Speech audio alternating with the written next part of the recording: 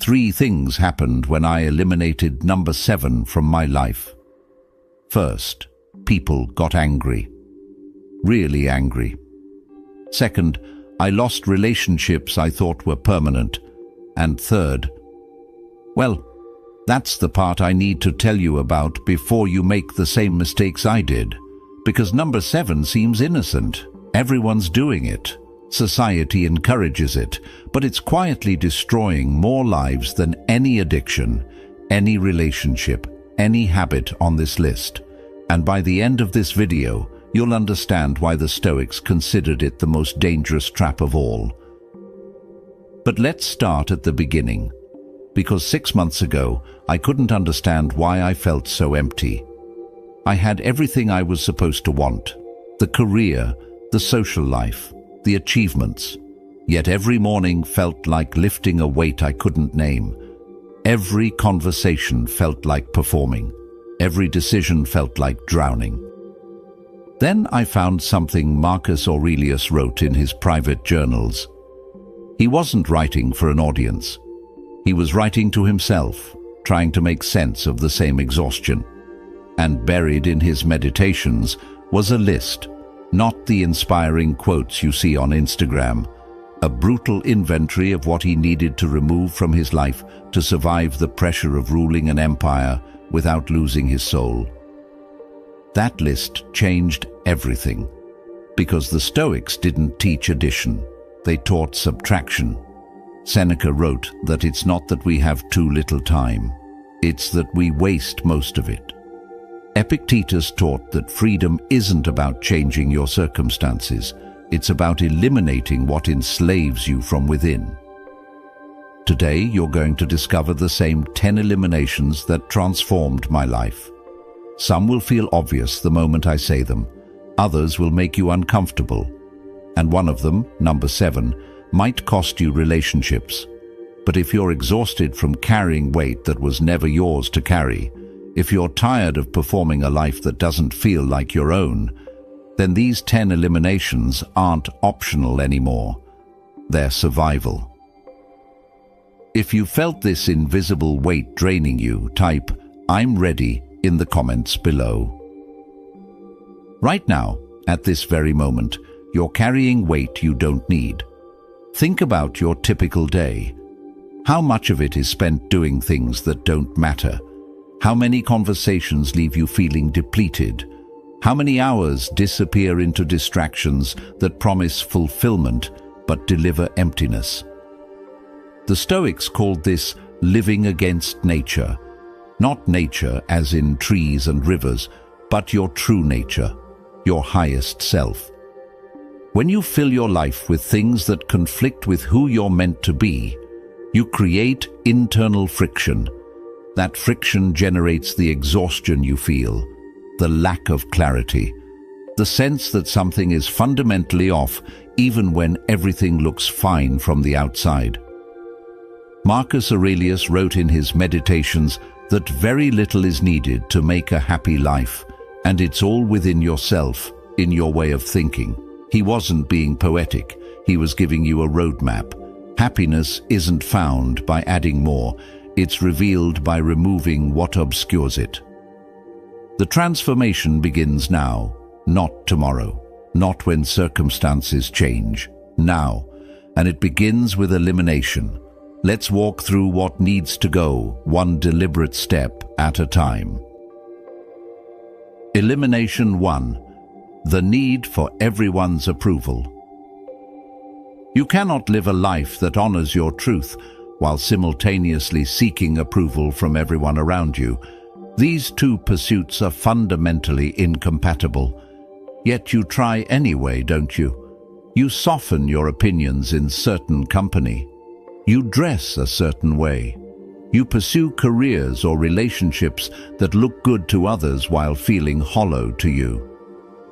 Epictetus taught that if you want to improve, be content to be thought foolish and stupid. That's not permission to be reckless. It's permission to stop performing.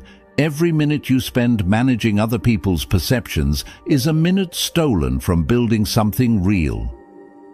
The exhaustion you feel after social gatherings? That's the cost of wearing a mask. The anxiety before posting something online. That's your authentic self being held hostage by imaginary judges. Most people are too consumed with their own lives to think about yours as much as you fear they do. And the ones who do judge you harshly. Their opinions reveal their character, not yours. Quiet elimination means this: stop asking for permission to be yourself. Stop explaining your choices to people who weren't there when you made them. Stop diluting your truth to make others comfortable. The people who matter will respect your authenticity. The ones who don't were never your people anyway. Let them go without announcement or apology. Elimination 2. Toxic relationships that drain you. Seneca warned us to associate only with those who will make a better person of us. This isn't snobbery, it's survival. The 5 people you spend the most time with don't just influence you, they become you. Their habits seep into yours. Their outlook colors your perception. Their energy either lifts you or pulls you under. You know exactly who I'm talking about. The friend who only calls when they need something. The family member who criticizes every decision you make. The colleague who gossips and complains but never takes action. The romantic partner who makes you question your worth. These relationships aren't just unpleasant, they're actively stealing your peace. But here's what makes this difficult. These people might not be obviously terrible. They might even be good people going through hard times. And your compassion wants to help them. Your loyalty says you can't just walk away, so you stay and you drain yourself trying to save someone who isn't asking to be saved. Quiet elimination means creating distance, not cruel announcements, not burning bridges, just space. Fewer phone calls answered, fewer invitations accepted, more "I can't make it" responses. You're not abandoning anyone. You're protecting something precious, your capacity to show up fully for the people and purposes that truly matter. Guard that capacity fiercely. Elimination 3. The stories you tell yourself about your limitations. You are not your past failures. You are not the person who hurt you or the mistake you made 5 years ago. You are not too old, too young, too inexperienced, or too damaged. But you've been telling yourself these stories for so long that they've calcified into identity. Marcus Aurelius, the most powerful man in the world during his time, regularly reminded himself that he had power over his mind, not outside events. If an emperor needed this reminder, what makes you think you're exempt? Your mind will generate stories that explain why you can't do something, why you're not ready, why someone else is more qualified. These stories feel like protection, but they're prison walls. The mechanism is subtle. Every time you say, "I'm just not a morning person," or "I'm terrible with money," or "I'm too anxious to do that," you reinforce neural pathways that make those statements true. Your brain seeks consistency with your self-concept. It will literally filter reality to confirm the story you've been telling.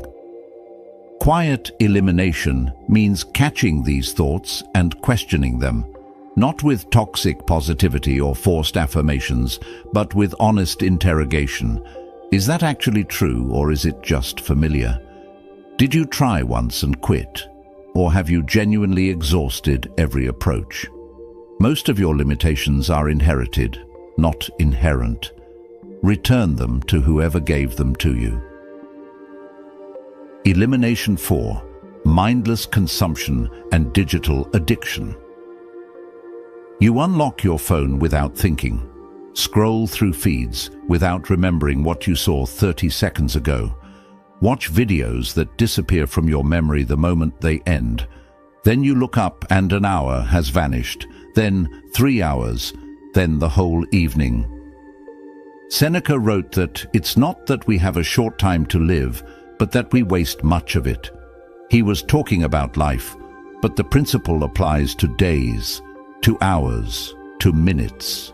Every moment you give to mindless consumption is a moment you can never reclaim. You wouldn't hand a stranger $20 for nothing, yet you hand corporations hours of your attention every single day. The apps are designed to exploit you. The algorithms study your behavior and serve you exactly what will keep you scrolling. The dopamine hits feel like connection, like productivity, like living. But when you finally put the phone down, you feel emptier than before, depleted, anxious, disconnected from yourself. Quiet elimination means reclaiming your attention. Delete apps that don't serve your growth. Set boundaries around screen time. Create phone-free zones in your home and phone-free hours in your day. Replace passive consumption with active creation. Read books that challenge you. Have conversations that matter. Sit in silence and let your mind wander. Your attention is the most valuable resource you possess. Stop giving it away for free. Elimination 5. The pursuit of perfection. Perfectionism isn't about having high standards. It's about using impossibly high standards as an excuse to never begin, never finish, never share your work with the world. It's fear wearing the mask of excellence. You know this pattern. You have an idea but don't start because you need to research more, plan better, wait for the right moment. Or you start but get stuck in endless revision, convinced it's not good enough yet. Meanwhile, people with half your talent are producing, creating, building, not because they're better, but because they're willing to be imperfect. Epictetus taught that we should first say to ourselves what we would be, then do what we have to do. Notice he didn't say, do it perfectly, or wait until you're ready. He said, do what you have to do.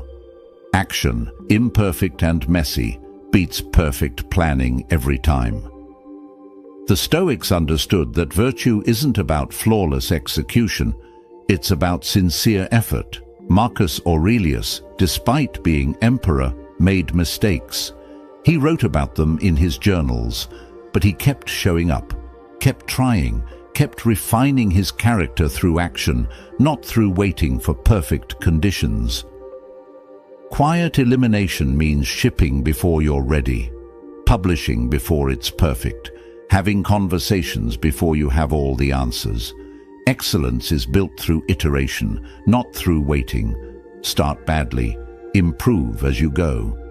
That's how everything great gets built. Elimination 6. Comparing yourself to others. Every moment you spend measuring your life against someone else's is a moment you're not living your own. Comparison is theft. It steals your joy, your progress, your unique path, and replaces them with inadequacy. You see someone's success and feel diminished. You see their relationship, their body, their career, their travel photos, and suddenly your life feels smaller. But you're comparing your behind the scenes to their highlight reel.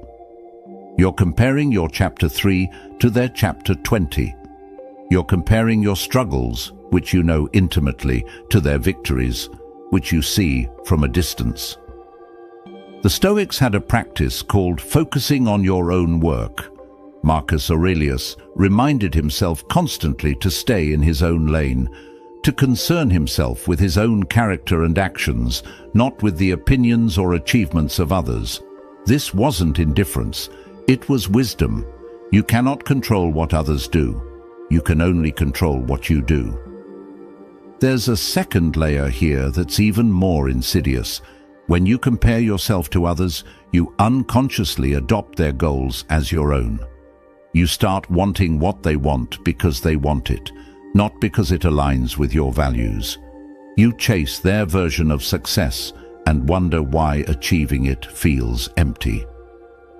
Quiet elimination means running your own race, measuring yourself only against who you were yesterday, celebrating others without diminishing yourself. Your journey is yours alone. Honor it. Elimination 7. Saying yes when you mean no. Every time you say yes to something that doesn't align with your priorities, you're saying no to something that does. Your time and energy are finite. When you give them to obligations you don't believe in, you're stealing from the commitments that actually matter. Why do you say yes? Sometimes it's to avoid conflict. Sometimes it's to be liked. Sometimes it's because you genuinely want to help, but you overestimate your capacity. The motivation varies, but the result is always the same: resentment, exhaustion, and a life built on other people's agendas. Seneca wrote about the poverty of busyness, how people fill their calendars until there's no space for what matters, then complain they have no time. But time isn't the problem. Boundaries are. You have exactly as much time as anyone else. The difference is how fiercely you protect it. The Stoics practiced something called premeditatio malorum, imagining worst-case scenarios in advance. Apply that here. Before you say yes to something, imagine following through. Imagine the time it will take, the energy it will require, what you'll have to sacrifice to make it happen. If that image makes you tired just thinking about it, the answer is no. Quiet elimination means practicing the word no without guilt. A simple "I can't commit to that right now" is complete. You don't owe anyone an explanation for protecting your peace. Elimination 8. Living in the past or future instead of the present. You're not present. Even right now, reading these words, part of your mind is somewhere else. Replaying a conversation from yesterday, planning tomorrow's meetings, worrying about next month, regretting last year. Anywhere but here. Marcus Aurelius wrote that confine yourself to the present, not because the past and future don't matter, but because they don't exist. All you ever have is now. The past is memory, the future is imagination, and this moment is the only place where life actually happens. When you live in the past, you carry weight that's already been set down. That argument is over. That relationship ended. That mistake was made. You cannot change it by thinking about it. You can only drain your present by refusing to release it. When you live in the future, you create anxiety about things that haven't happened and might never happen. Seneca observed that we suffer more in imagination than in reality. Your mind will generate catastrophic scenarios that feel real, that trigger real stress hormones, even though they're pure fiction. This doesn't mean you don't learn from the past or plan for the future. It means you do both from a grounded present. You reflect on yesterday to extract wisdom, not to drown in regret. You prepare for tomorrow with intention, not with anxiety. Quiet elimination means bringing yourself back again and again to what's right in front of you. This breath, this task, this person, here. Elimination 9. The illusion of control over external events. Epictetus divided all things into two categories: things you can control and things you cannot. Your thoughts, your actions, your responses, those are yours. Other people's thoughts, external events, outcomes, not yours. Yet you spend most of your energy trying to control what you cannot, and barely any energy on what you can.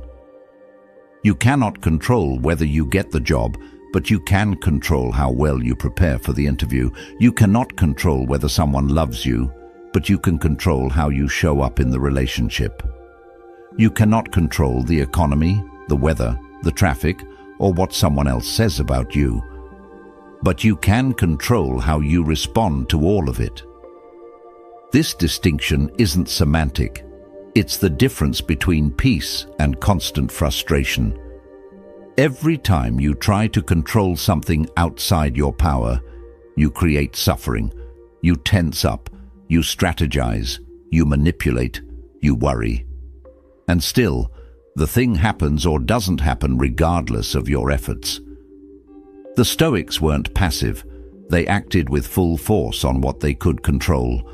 Marcus Aurelius led armies, Seneca advised emperors, Epictetus taught thousands, but they didn't waste energy on what was beyond their influence. Quiet elimination means letting go of your grip on things you were never holding. Focus your entire force on what actually responds to your will, your character, your effort, your integrity. Everything else will unfold as it will. Elimination 10. Comfort that makes you weak. The Stoics practiced voluntary discomfort, not because they were masochists, but because they understood that constant comfort breeds fragility. When everything is easy, you lose your capacity to handle difficulty, and difficulty is guaranteed. Life will challenge you whether you're ready or not. You stay in the warm bed when you should get up. You order delivery instead of cooking. You avoid the difficult conversation. You take the shortcut. You choose the path of least resistance every single time, and slowly, imperceptibly, you become someone who can't handle resistance at all. Seneca would occasionally sleep on the floor, eat simple food, go without luxuries he could easily afford. Why? To remind himself that hardship wasn't catastrophic, that he could survive, even thrive, with less, that his peace didn't depend on circumstances staying comfortable. This isn't about punishing yourself, it's about building resilience. When you voluntarily choose discomfort in small doses, you expand your capacity to handle the involuntary discomfort that life will eventually bring. You develop confidence in your ability to endure. Quiet elimination means identifying the comforts that are making you soft, the snooze button, the excuse not to exercise, the unwillingness to have hard conversations, the escape into entertainment when you should be creating. Choose discomfort before it chooses you. Do the hard thing. Wake up early. Have the conversation. Finish the project. Build strength in small, deliberate ways. Imagine waking up without the weight. No phantom obligations draining your energy. No toxic relationships demanding your attention. No scrolling to fill the void. No comparisons stealing your joy. No stories about who you can't be. Just clarity. This is what's waiting on the other side of elimination. Not some distant fantasy, but an actual life you can build starting today. Your days become yours again. Your energy returns. Your focus sharpens. You notice things you've been too distracted to see for years. The Stoics called this living in accordance with nature, your nature. Not who you think you should be, not who others need you to be, but who you actually are when all the noise is removed. You'll have space to think, to create, to build relationships that energize rather than drain. You'll say no without guilt, and yes with full commitment. You'll pursue goals that actually matter to you, not goals that look impressive to others. Marcus Aurelius wrote that the happiness of your life depends on the quality of your thoughts. When you eliminate what doesn't serve you, your thoughts clear. The quality improves, and happiness, real happiness, becomes possible. Not because you added something, but because you finally removed what was blocking it. Your next move starts today.